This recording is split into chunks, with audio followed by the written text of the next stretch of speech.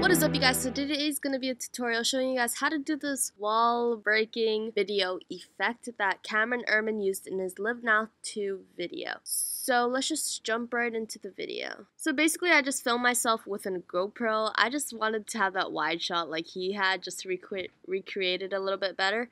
But basically I just took a video of me just pretending that I'm on my phone and then looking up and just trying to stay still, I guess. And I also have this drone footage under it right when I know that I'm looking up at the door, and yeah, basically I just have a drone footage underneath. So the first thing I'm going to do is I'm just going to duplicate this GoPro footage, and you're going to want to change the quality to full when you rotor brush this. So I'm going to use the rotor brush tool for my top layer. And I'm just going to press Command and the right arrow key to quickly rotor brush myself out. But to speed the process a little bit more, I'm going to change my quality back to third, but you want to keep it at full. So basically, I'm going frame by frame, and it's kind of automatically like getting what I want. But at the parts that it looks like it's not picking up what you want, you can go ahead and fix those.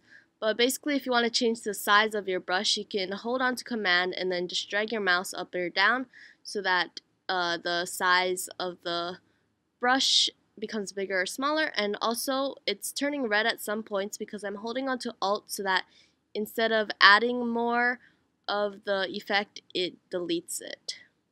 So that way you can clean up all your edges a little bit better. And I'm just trying to add this little hole in between my arm and my shirt. So it looks a little more realistic. So yeah, basically you can go frame by frame until you think you've done it long enough. But you can go all the way to the end of your footage, I guess. But yeah, I'm just going to do it until now. And if I press the second man posing, you can see the background, and I actually missed one part, so I'm just going to go ahead and fix that.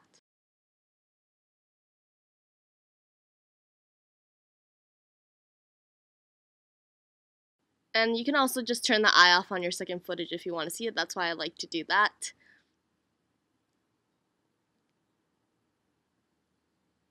So now you can see that I am standing in front of the drone footage now. So kind of rotor brush myself out. Okay, I'm going to turn the eye back on my second footage. And basically right now you can go ahead and feather your effect if you want it to look a little bit better. But if you don't want to, you can go ahead and just copy the rotor brush and paste it onto your other layer.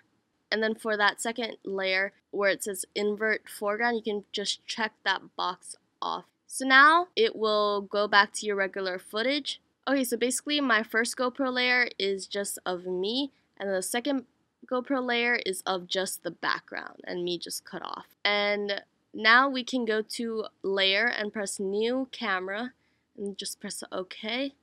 And then we can go ahead and go down to our third line where we have our background footage. And we're also going to press the 3D little cube button for our second GoPro layer. Okay, so now I'm going to go to the rotating tool, and basically if you just move this around, you can see that it kind of moves in a cool diagonal, like different rotating ways.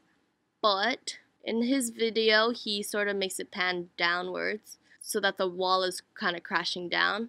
So we can press the drop down for that second GoPro clip and then go to the X rotation, and then if you play around with that second value, you'll see that it goes like up or down in that position. So right where I know my GoPro footage starts and I know I just want to have this effect going on because I look up from my phone, I'm just going to press the keyframe button for the X rotation and then go a little bit forward and then drag that Y axis so it goes downwards so that it goes sort of flat on the surface like this. And then it will automatically create a keyframe. And now since we want to make it go down, we're going to go to our position, so let's just press P for position and then press the keyframe button the same place we started our other keyframe. And then we're going to go a little bit forward, and we can go and just press U so that we can sort of match where the keyframe ends. And then we can just drag that 540 and make it go so that it goes all the way down and disappears in our clip. That was about 1,434 for me. Okay, so basically that's how it's going to look right now.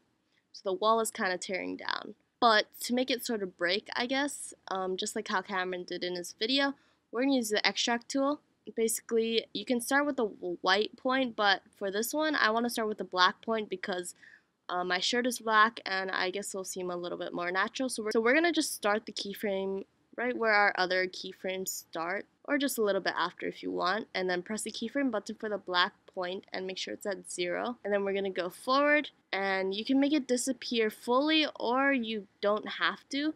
I'm just keeping it at about 124, and so that's how it's looking. And I just did it in the middle right before our keyframes end. But you can kind of move and play around with where the keyframes are going to start and end depending on your liking.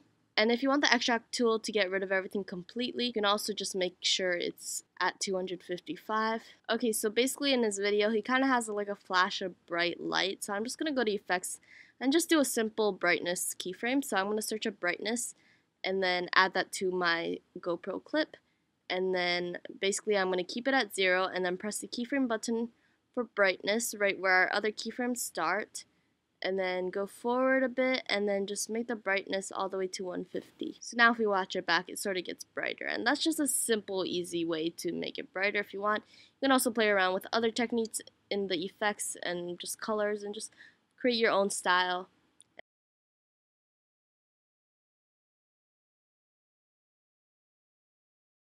So basically we're done. If you want to make the effect happen a little bit faster, like how he does in his videos, you can press U to make sure you see all the keyframes, and then just drag all the beginning keyframes and drag it a little bit closer to the other keyframes so that the effect happens a little bit faster. And right now, looking back, I wish I'd feathered it, and if you accidentally forgot, you could just go to where the wall sort of starts to break down, and then just press Command-Shift-D on your first line of the GoPro, and then we can just use that split clip and feather it just how you want it to be, and you won't really see a big difference when you're watching the effect happen.